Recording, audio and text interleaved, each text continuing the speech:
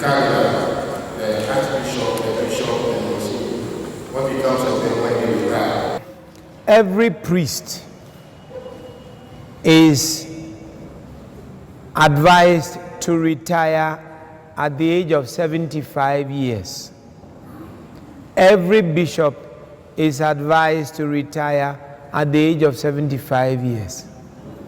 A cardinal does not retire as such until 80.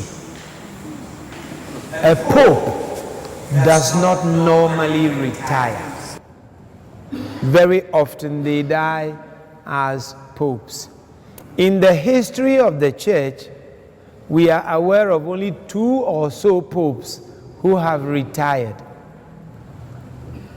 The recent one, Pope Benedict, who is now called Pope Emeritus. But it was a rarity until then.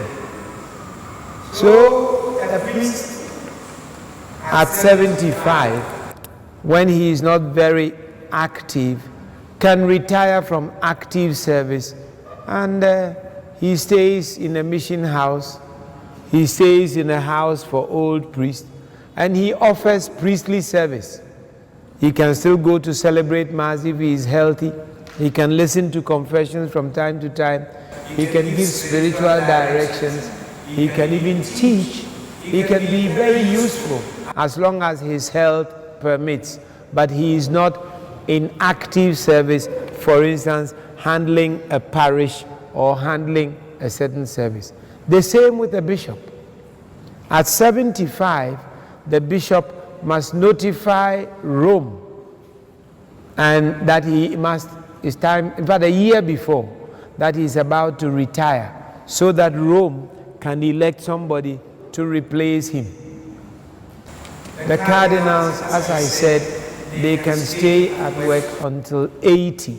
They normally retire at 80. They can stay anywhere in Rome or even return to their countries of origin.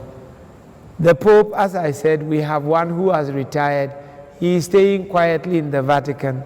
He's spending his time praying for the church, praying for the present Pope Francis. So that is what I can say about retirement. Okay?